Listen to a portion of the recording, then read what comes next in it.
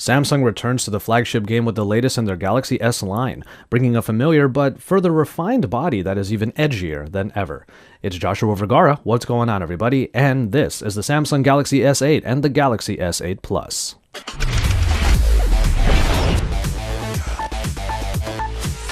There are two versions of the newest Samsung device, and the names no longer use the word Edge, making it clearer than ever that the curved display is the Galaxy calling card moving forward.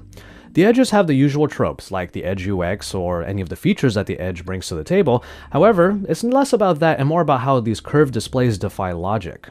The Galaxy S8 crams a 5.7-inch screen onto a body that feels much smaller than that leads on, and the curves come down to meet the hand better than ever. However, for the Samsung Galaxy S8 Plus, it manages to cram in a 6.2-inch display onto a body that feels kind of decent to handle in one hand.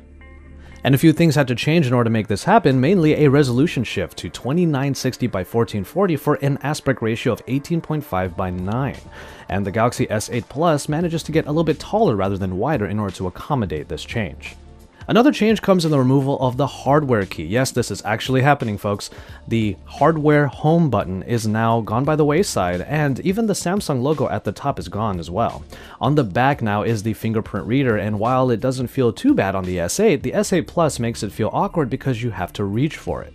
And the change towards more display means soft keys, which means a nav bar and customization. Speaking of software, the latest addition to the Galaxy suite of apps is a whole new layer of assistance called Bixby. Bixby is a little bit like Samsung's version of Google Now and voice search, and it can be triggered with yet another hardware change, a new button underneath the volume rocker.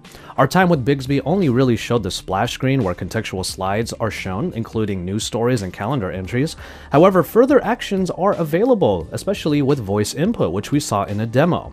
Functions here included changing the brightness or taking a selfie, and a new layer to the camera is available now as well, as Bixby can use the camera to scan not only words, so you can translate among dozens of different languages, but you can also find product information for pretty much any item. We plan to spend a lot of time with Bixby to see what it offers and to see if it's truly a new layer of assistance or just a redundancy because you still get Google Assistant built in.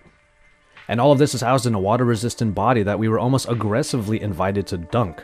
And that body protects a bevy of hardware bits that users have come to expect, a 10nm octa-core processor that Samsung is not really telling us clearly if it's the Snapdragon or the latest Exynos, which is probably going to mean it's a mix of the two, 4GB of RAM, expandable storage, a headphone jack thank goodness, every sensor and connection type possible, and a 3000 mAh battery for the S8 and 3500 mAh for the S8 Plus. The camera is also quite familiar with 12 megapixels on the rear and 8 megapixels on the front, f1.7 aperture for both.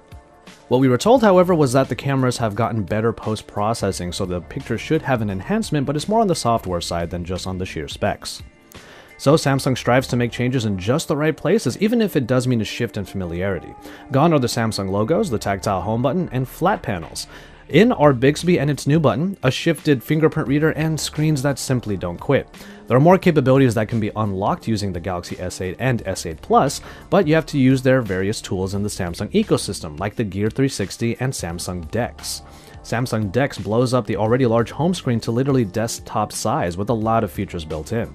All of these different pieces will be covered here at Android Authority, and we encourage you to check out those pieces of content and video.